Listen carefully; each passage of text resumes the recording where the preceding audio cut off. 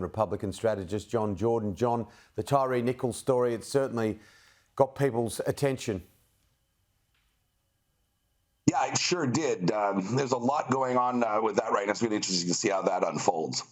Now, turning to politics, former South Carolina Governor Nikki Haley is the second Republican to confirm she's running in 2024. Do you share the concerns of some Republicans that a crowded primary field will be disruptive?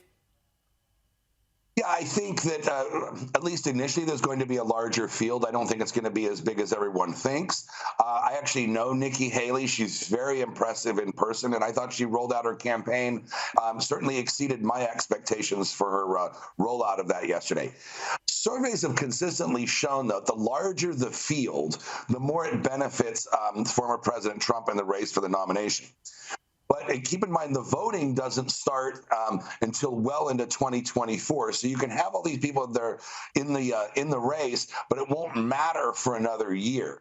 So and there'll be a lot of people that dropped out. And historically, Kamala Harris ran for president, and she dropped out and raised a lot of money, and she dropped out well before the first votes were cast. So it's going to be interesting to see who's still in the race next February. So you think this will help Donald Trump? The more people that are in it, I just want to be very careful with how I put this, the more people that are still in the race when votes are being counted in South Carolina and on into the Super Tuesday states, yes, that benefits President Trump. But just because somebody's in the race a year before doesn't necessarily mean that. She's flip-flopped a bit, hasn't she? She's basically said that I won't run if Donald Trump runs. What do you think has changed her mind?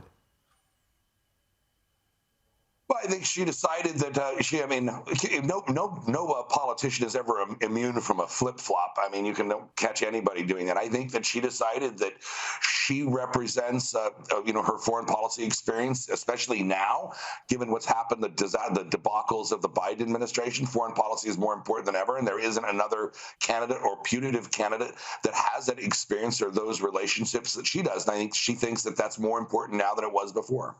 Do you still think Ron DeSantis is the favourite?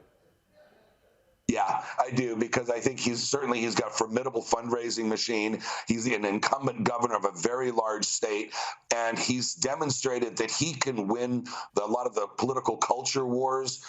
He's a proven track record there, and if he's pretty much the other heavyweight in the race, and it remains to be seen when he gets in.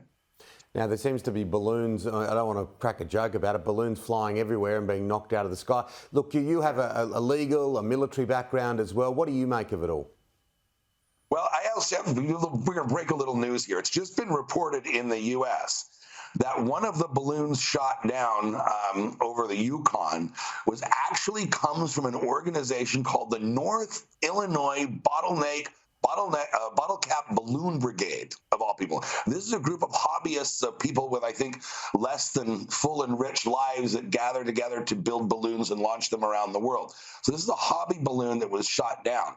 Why the FBI and why the national security apparatus of the United States didn't run down all of these groups and talk to them and figure out which balloons were where before spending $500,000 on a missile is beyond me. But this is, I think, going to be a huge embarrassment to the administration in the long run. But this is a story to watch. But remember, it's the North Illinois Bottleneck Brigade's balloon that got shot down over Yukon. I think parents are going to have to be careful at kids' parties recently and what they fly in the sky. Now, just quickly, and very importantly, inflation numbers and the state of the economy at the moment.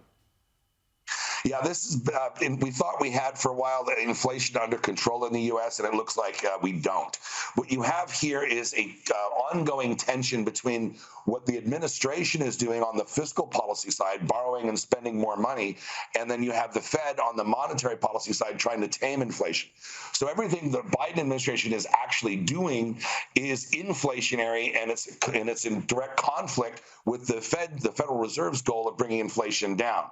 And that's why the Federal Reserve is not having the success that we thought they would, because the CPI numbers the other day and the PPI numbers were not good. So you're looking at the Federal Reserve to continue to have to tighten monetary policy by reducing rolling back quantitative easing, and you're looking at 50 basis point increases going forward, and not just 2 or 3 of them now.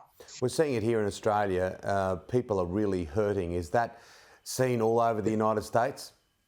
Yeah, I mean, look, it's 2 degrees in economics. There's something that's very important to understand. When the government borrows and spends money, it is inflationary.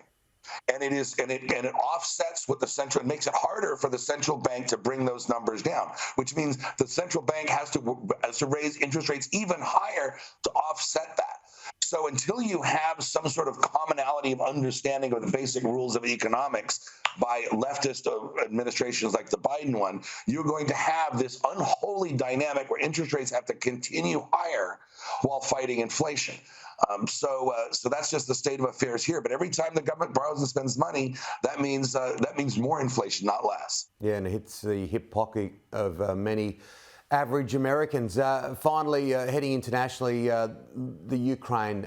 It's on the front page. It's off the front page. It's on the front page. It's off the front page. What do you make of it at the minute? Well, first of all, the Russian offensive is underway. The Russian forces were not really prepared for this, but they were being driven into this offensive for political reasons by the Kremlin, who wants to have something to show for President Putin's speech on the 21st of February and the anniversary of the war 3 days later, on February 24th. So the Russian military is being driven not by objective military considerations, but by political directives and fiats from the Kremlin.